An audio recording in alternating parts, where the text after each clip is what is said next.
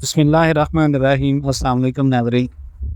सबसे पहले तो मैं तमाम तर जितने भी नाज़रीन हैं आपको बताना चाहता हूँ कि मैं हॉस्पिटल में था, अभी मैं घर आ गया हूँ।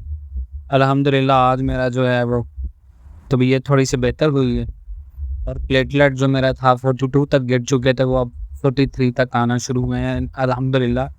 और आप लोगों की बहुत सारी दुआएं, बहुत सारी बातें हैं, सबकी बहुत सारा प्यार मिला, आप सबसे मुझे बताते रहे हैं मेरे टीम मेंबर्स भी।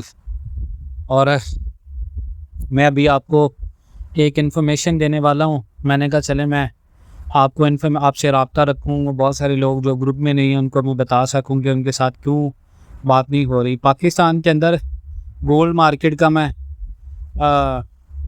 ऑलरेडी शेयर कर चुका हूँ। देखें, डॉलर माफिया के लिए बुरी खबरें भी आ रही हैं। FIA और पाकिस्तान के एहसास इदारे घरों पर छापे मारने का फैसला कर चुके हैं कि पाकिस्तान के अंदर जितने लोगों के पास डॉलर्स पड़े हुए हैं हम उनसे डॉलर निकलवाएंगे। हुकूमत ने माफिया के जो गिरद है वो मज़ीद गहरा भी तंग करते हुए डॉलर की बरामदगी के लिए FIA और एहसास इदारे का घरों पर छापा मारने का फैसला जो हुआ है, इसमें ना तो गोल्ड माफिया के गोल्ड इन्वेस्टमेंट कोई शामिल है, ना ही कोई गोल्ड के खिलाफ। मेरा वीडियो बनाने का मकसद ये था आप लोगों को सबसे पहले हम रेट्स की बात कर लें।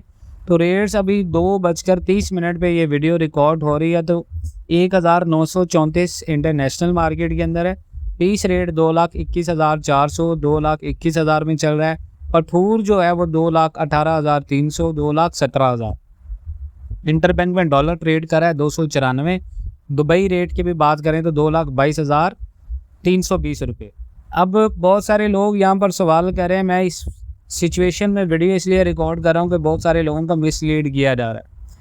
यहाँ पर एक सवाल कॉमन है कि यहाँ पर बाइंग हमें करनी चाहिए या नहीं। इंटरनेशनल मार्केट का फोरकास्ट ऊपर जा रहा है, पाकिस्तान की जो मार्केट है वो बिल्कुल स्टेबल है। मैंने आपको पहली वीडियोस में अगर आपने सुनी हो तो मैंने बताया था कि ये रेट 2,20,000 तक स्टेबल हो जाएगा। अब सवाल यहाँ पर यह है कि हमें अभी बाय करना चाहिए। देखें, अभी तो डॉलर पाकिस्तान के अंदर अपनी असल वैल्यू के ऊपर नहीं आया, यानी असल वैल्यू से मुराद ये है कि हुकूमत ने जितना इसको गिराना है हुकूमत ने अभी उतना नहीं गिराया, अभी ये गिर रहा। तो अभी तो डॉलर को आप गिरने दें, बाइंग टाइम तो अभी नहीं है। हाँ, सेलिंग टाइम हो सकता है उन लोगों के लिए जिनकी खरीद है 2,10,000 से लेकर 2,15,000।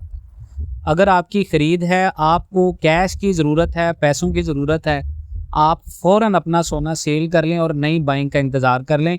वो बाइंग भी आपको मज़ीद जल्द मिल जाएगी पाकिस्तान के अंदर, क्योंकि अभी फिर इसके बाद आप लंबे अरसे के लिए होल्ड कर सकते हैं, लंबे अरसे की बाइंग आप कर सकते हैं। अगर आपकी ख़रीद है 2,20,000 पे, फिर भी मार्केट से आउट होना चाहते हैं कि सस्ते में ख़रीदना है, तो फिर भी आप ऐसा कर सकते हैं, फिर भी ये गोल्ड नीचे आएगा। इंटरनेशनल मार्केट 1,890 तक भी आएगी, इंटरनेशनल मार्केट 1,880 तक भी जाएगी, लेकिन अभी ये ऊपर नहीं जाएगी। मज़ीद 1,934 1,933 इंटरनेशनल मार्केट को तो ये तो सिंपल सी बात है, पाकिस्तानी तो कंट्रोल नहीं कर सकते, वो तो अपनी जगह पर चलेगी। लेकिन यहाँ सवाल ये है कि इंटरनेशनल मार्केट में सोना ऊपर जाने की वजह से भी पाकिस्तान में अभी तक 2,20,000 और 21 पर ट्रेड क्यों हो रहा है। ये वही सोना है जब पाकिस्तान के अंदर हमारी करेंसी डी वैल्यू हो रही थी, डॉलर बढ़ रहा था 1,934 के ऊपर भी रेट 2,34,000 2,33,000 रुपये का चल रहा था। तो इसमें बड़े फैक्ट और फिगर्स हैं। बाइंग खुदारा आप ना करें, आप नुकसान में जाएंगे। अगर आप अभी बाइंग कर लेंगे फिर आपका जो मज़ीद वक़्त होगा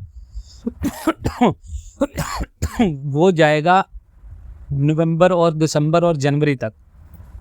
तो नवंबर और दिसंबर और जनवरी तक वही लोग होल्ड करें जिनकी बाइंग महंगी हो चुकी है, पहले ही 2,40 2,35 पे ख़रीद चुके हैं। तो अभी ये वीडियो बनाने का मकसद यही था। अभी मैं इससे ज़्यादा वीडियो रिकॉर्ड नहीं कर पाऊँगा, और भी बहुत सारे सवाल थे डिस्कस करने को, लेकिन मेरे अंदर हिम्मत नहीं है आप लोगों को मुकम्मल अपडेट करने की।